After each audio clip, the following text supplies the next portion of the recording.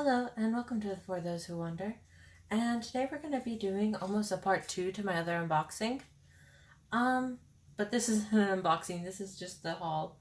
I have some stuff from a few different places. And first we'll start with a RightStuf order.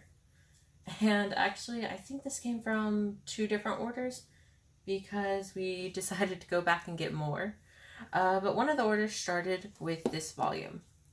This is actually the final volume, and it completes my Tokyo Pop edition of the Tarot Cafe. And initially, I was not sure if this was a manga or manhwa, considering one, it's drawn more like a manhwa, and two, based on the name, mangaka, basically it sounded very Korean. So at first I was like, is this considered a manhwa? Is it considered a manga? But it is called a manga fantasy, and it is by Tokyo Pop, which is generally a manga publisher rather than a manhwa. So I'm not really sure how to consider that. This is a gorgeous, gorgeous series, and I've really fallen in love with it. But this really started it off because for this out of print, pretty rare, the last 2 of these are pretty rare at least.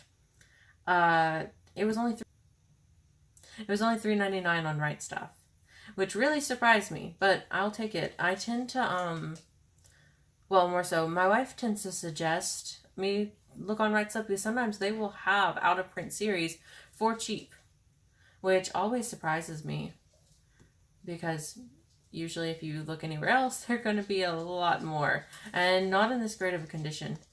So far, what I can tell, other than some very minor scuffing, like right there, but that's pretty normal shelf wear, and especially travel wear.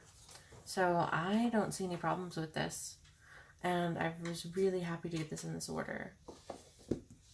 Alright, the next 3 also complete a series, and that is Bunny Drop, Volume 8, Volume 9, and Volume 10. Now, personally, I absolutely love Bunny Drop.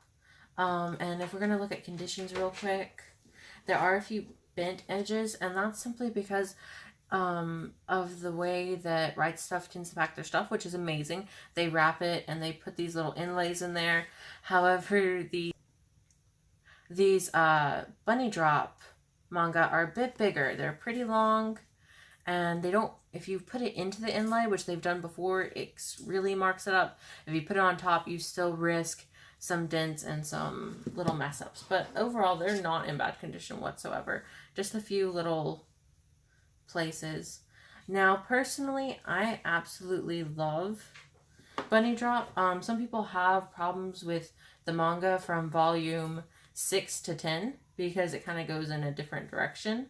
I actually first fell in love with it thanks to Natsume Yujin Cho. I had actually started season 1, and in the previews of other anime, Bunny Drop was there, and with the main girl, which at first she starts out as a girl even younger than this. She's probably like 5 years old, I'm guessing, maybe even a touch younger. And her demeanor and the way the anime is styled really reminded me of Natsume Yujin Cho, which I absolutely love. I love slice of life. I love slice of life with yokai in particular. However, this doesn't have yokai. And even if you are a little bit squeamish about or just don't like the term events between volume 6 to 10, you could always collect the first 4 volumes, which is what the anime basically covers, and be perfectly happy with it. Personally, I wanted to complete the series. I'm going to give it a read, but I absolutely love the anime, and I know I'll love the first 4 volumes because it's very much my type of anime and manga, and that would complete that series. RightStuf completed a 3rd series of mine, which is Hikaru no Go. Now, most of Hikaru no Go I actually had gotten from this Facebook order, which I got 1 through 15 in beautiful condition for $60. And then I got a few more on Thrift Books. And then I completed the series with these 3, which is volume 16,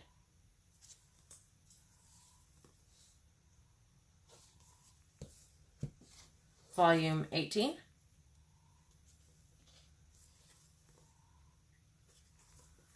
And volume 23, which is the final volume. And it even says there, final volume. And Shonen Jump manga you can definitely usually find on RightStuf for a pretty decent price, I believe. And really, I usually finish off a lot of Shonen Jump series on thrift books. However, some of the conditions on thrift books I don't exactly like. They either had acceptable or lower than I would accept, and or they just didn't have it in stock. So I was like, okay, I'll just go ahead and finish off a few of these on RightStuf because we need to complete the order anyway. And so 3 completed series in 2 RightStuf orders, but they were ordered very shortly in succession to each other. All right, on to non-RightStuf stuff. This is actually my most expensive volume of this entire haul. I got it on eBay because, as I mentioned before, Tarot Cafe is out of print. It is a Tokyo Pop series, and even though Tokyo Pop just came out, this was a completed series when they had first gone down. So there's no reason for a publisher to even pick it up because it's completed. Volume 6 particularly seems to be a rather rare volume. I don't know why Volume 6 is rather than Volume 7. Volume 7 is rare, but not apparently as rare as Volume 6. And I paid either about $16 or about $17, including shipping. And it said free shipping, but you know the shipping is included in that price. And I was super happy. All very fast. They were professional. It was in great condition. I was very happy with this purchase. And I absolutely love this series. And for a pretty rare manga, I don't mind paying $16, although it's probably closer to anywhere between the $11 and $13 mark if you take out what they most likely had to use for shipping, which is about an average manga volume lately, at least in Books A Million. And this series is just gorgeous. I'm having to really refrain from flipping through it, once again, because spoilers and some people won't be surprised by the art. But really, the art style definitely reminds me of manhwa art, which I love. I have a very special place in my heart for manhwa. And you can also tell this older series considering it is flipped. Then again, some manhwa are also, like, US flipped. So that's another reason I was a little confused. Not saying Tokyo Pop couldn't release a manhwa, but that's just something I was like, I'm not really sure. Alright, the next one is actually a gift from my wife, and she's been watching me stare at this for a while now. Because first I found it on In Stock Trades, which that's in my previous haul if you haven't seen it, which I really suggest you do. It was an unboxing, and I could not remember the name of that website, which is In Stock Trades. And they have mostly comics that you can find for really, really great prices. But they also have manga. And they actually had this for about $6 to $7, I believe, before I even started seeing a lot of YouTubers post about it. Or I should say upload videos about it. And then I saw it in Books A Million. I was looking at it. So she actually went ahead and got it for me. And then that same night, I went on Amazon. And I got the 13th volume. I got the second volume for about $11, so it was pretty close to the price of what was in store. However, we had already come home, and I wanted it in 2 to 3 days, so I went ahead and grabbed it. And just to kind of look at that first one again, because these covers are ridiculously gorgeous. I heard it was pretty angsty, and I even read the back of it, and I've really been actually skipping around in videos so I don't hear about it, because these type of series that I'm really excited for, I try and go in blind. I don't want to know anything before I start reading. It's usually series I'm a little on the fence of I actually read the back of.